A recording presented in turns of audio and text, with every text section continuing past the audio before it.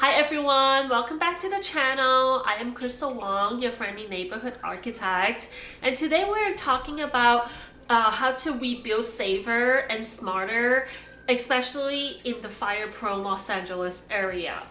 Wildfires is a fact of life here, but it doesn't mean that you cannot protect your home for it to be safer. And today I'm giving you 12 tips on fire-resistant materials to protect your home and to give you a peace of mind. So let's just dive right in. Alright, first up is your siding, basically your home's armor. You want to use materials like fiber cement, stucco, or metal sidings because these materials are fire resistant. And fiber cement is awesome. It looks like wood but won't burn. And it's super durable and low maintenance as well. And if you're into the modern look, metal sliding is sleek and offers a top-notch fire resistance. It's all about protecting your first line of defense without sacrificing the style. Let's talk about roofs. Your roof is one of the most vulnerable part of your home when wildfires hit.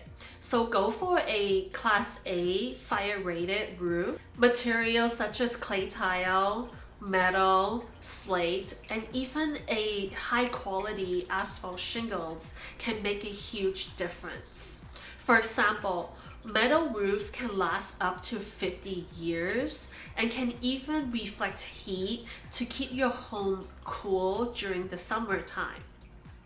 Yes, sure, they cost a little bit more upfront, but trust me, your future self will be really thankful. Moving on to windows and doors, these are your next line of defense. Standard glass breaks easily under extreme heat, so upgrading to dual pane tempered glass is a total game changer. It's about 4 times stronger and can hold up way better when things get hot. And for doors, forget about the wooden doors. Go for the fire-resistant metal or fiberglass door. Plus, don't forget to seal all the little gaps around the doors and windows. I know it might sound minor, but every little bit's help to keep the heat and embers out of your house. Alright, let's talk about outdoor spaces. Wood decking is beautiful, but in wildfire condition, it's like free kindling. Instead, try composite decking, concrete, or stone. These options are non-flammable, durable, and still look great. If you cannot replace your deck right away, a good fire retardant coating can do the trick temporarily. And remember, keep your deck free of leaves and debris because a little bit of buildup can become a huge problem later. Now, inside your homes, the walls and insulation matters too. Use fire-resistant options such as mineral wools or fiberglass insulation. Not only will they slow down the fire spread, they will also help lower your energy bill by improving efficiency. When you're rebuilding your walls, think about insulated concrete forms or ICFs. They are strong, naturally fire resistant, and they will make the home feel comfy no matter what the weather's like outside. Your yard can be a big part of your house defense as well. Swap out those flammable mulch with gravel, decomposed granite, or stone can reduce fuel for fires. And when picking plants, go for fire-resistant varieties such as succulents, California lilac, or lavender. These plants store moisture and they just won't burn as easily.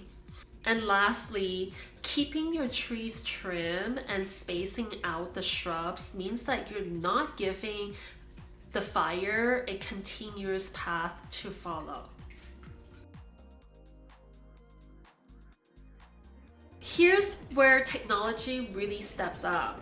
Install an automatic fire sprinkler system with Phos Chek technology. And Phos Chek is this pink fire retardant material.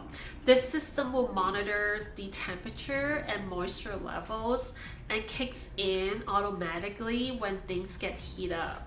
Pair that with a rain harvesting system for a sustainable, always ready water supply. It's like having your own firefighter on standby.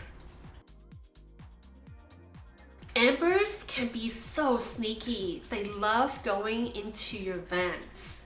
That's why you want to install fire-resistant vents that have tiny mesh opening. I would say no bigger than 1/8 of an inch, or vents that close automatically when temperature rises. These fixes can go a long way in keeping the embers out of your attics or walls. It is a simple upgrade, but it can make such a huge difference. Sometimes it's those little things that can save the day. For example, make sure to seal all the utility openings, windows, and doors with fire-resistant caulking. And make sure that your garage door fits snugly and that your eaves are properly enclosed. These small little details might seem trivial, but they can add up to a much stronger and more fire-resistant home for you. Staying one step ahead is the key. So let's talk about smart home technology. Set up a fire detector so that it can monitor your heat and smoke level in your home and connect that to your smart home automation system. This way, it can alert you on your phone when something is wrong, and it might be able to even turn on the fire sprinkler system or notify the emergency services automatically. It's all about making your home as smart and safe as possible. Even the best upgrades need a little bit love every now and then. Make sure to schedule regular checkups on your roof, vents, and fire sprinkler system. And keep your sidings, gutters, or other surfaces free of debris so they can do the job when you need them to. Regular maintenance is the small effort that can save you a lot of trouble down the line. Last but definitely not least, consider adding a fire-safe room to your house. This space is specially designed with non-combustible materials and sealed tight so that the embers cannot get in. And it can also have its own ventilation and communication system for an extra layer of protection. It's like this piece of haven in your home so that you and your family can retrieve to if the fire gets too close. It's an extra layer of protection that is truly, truly priceless. I hope you found this 12 tips valuable in helping you to rebuild your home after what had happened in Los Angeles this year. If you find these tips helpful, please don't forget to like, subscribe, and hit that notification bell so you don't miss out on any future videos. Thank you for hanging out with me today, and see you next time.